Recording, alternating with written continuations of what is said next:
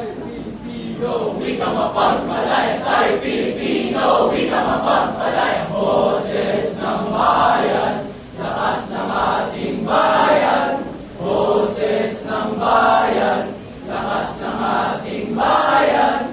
Tayo Pilipino, wika mapagmalaya. Tayo Pilipino, wika mapagmalaya. Boses ng bayan, lakas ng ating bayan. Boses ng bayan, lakas ng ating bayan. Tayo Pilipino, wika mapagmalaya. Tayo Pilipino, wika mapagmalaya. Boses ng bayan, lakas ng ating bayan. Boses ng bayan, lakas ng ating bayan.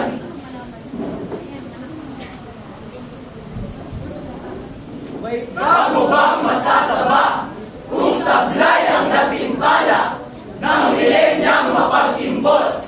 Intensyon niya'y di biyasa, kalikasang kabuktutan, palalo at upasala, sinta't irog nating wika, ang sipat ay hampas lupa.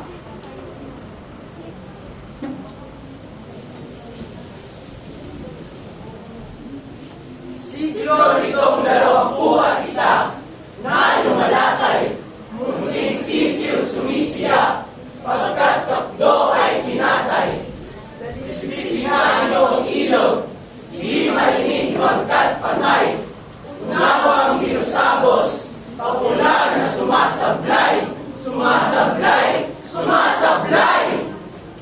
Bakit ilaw ang pag-iyaw, tinig nitong salidilid, di marinig pagkat paham, awit di mo binibilibid, huwang-huwang ang pagkangkit, sa wikang di may hilig, kaya't ahas pangahan yun, pagkalayang pumagilig.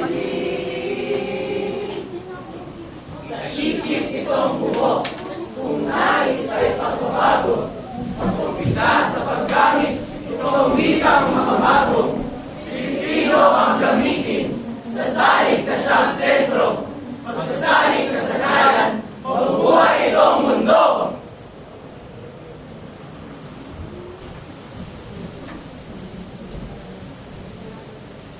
Bumubuka ang liwayway sa disenyo ng mga tao, pag-aasik, kaalaman, karunungan ay diskurso, pinapantay, itong wika, itong ating pagkatao, pagkatatin, unawaan, sa batis ng pagkatuto, ang ating mga henyo, bawat tindig magmapuri, transformasyon ng katiran, umiintik, dumadampik, di ka natin sakdal, magbabago ang kandili, Agham bilang mass media, usbong na luwalhati.